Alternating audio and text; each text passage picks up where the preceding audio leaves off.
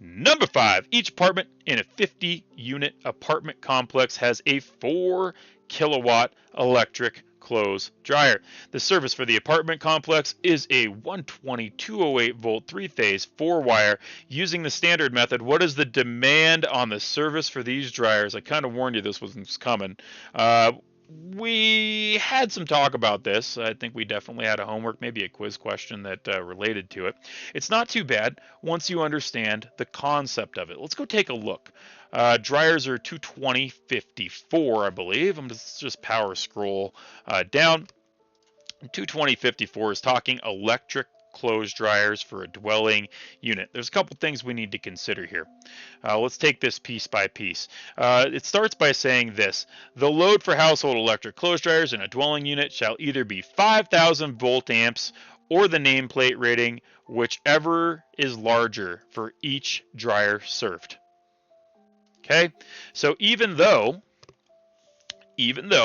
we have 4 kilowatt electric clothes dryers, we have to take those at 5 kilowatts. Okay, and that's what the code says, right? In 22054, that's our minimum.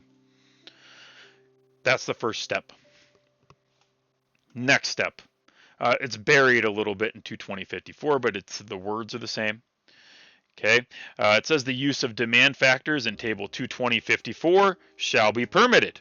Okay, good to know. I'm not going to highlight that. So that just means we can use this table. Great, but the party doesn't stop there for a question like this. We have to keep going a little bit. Keep reading. Always read that code article front to back before you make your final choice.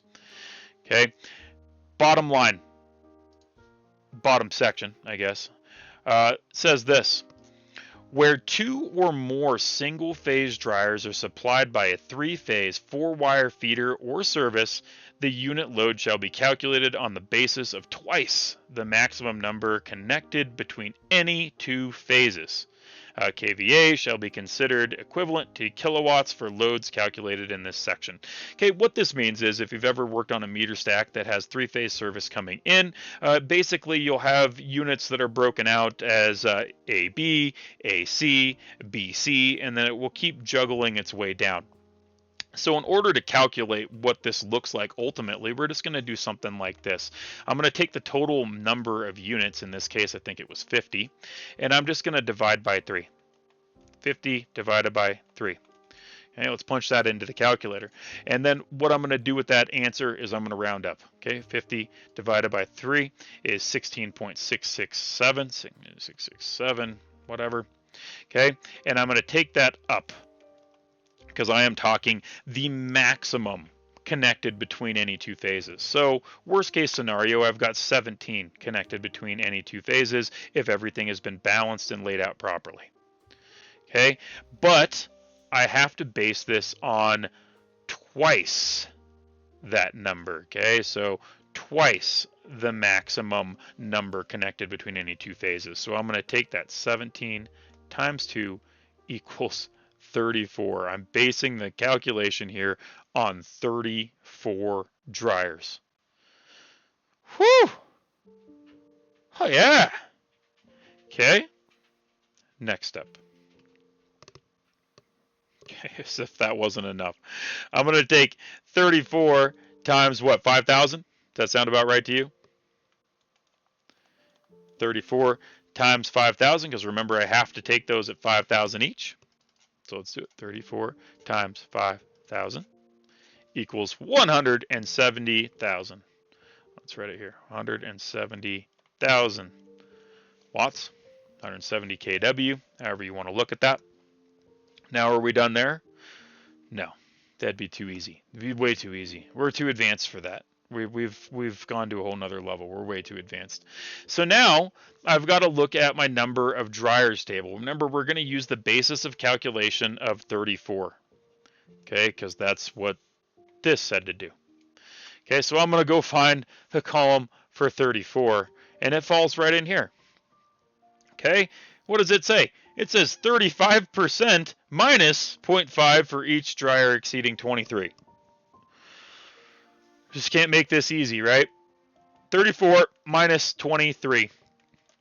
equals 11. So I have 11 dryers that exceed 23, and then I take 11 times 0.5 to get my percentage.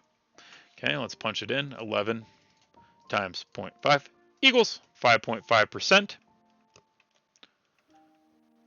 5.5%. So I take 35 minus 5.5%, and that's going to give me my demand factor.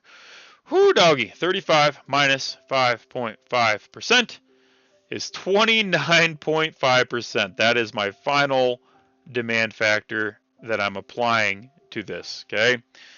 Long-winded. So I'm going to take that 170K I calculated there, and I'm going to multiply it by 29.5%, and expressed as a decimal, that's 0.295. Just move that decimal a couple places. That's all you got to do.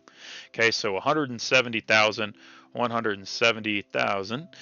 times 0.295 equals 50.15 kW, kilowatts. Okay, 50.15 kW. That's how you do that one. Okay, now if you remember this question, they got it wrong. Okay, the people that wrote the curriculum didn't even get it right. They did it wrong. Okay, so I'm going to add F in right here, and that's 50.15 kW. That's the right answer. So when you find yourself in a dark place, like you're not understanding this, remember the person that wrote the curriculum couldn't even get this one right. Okay, that is the answer. That's how you do the calculation. Okay, so hopefully that helps track it down. I know it's a tough one.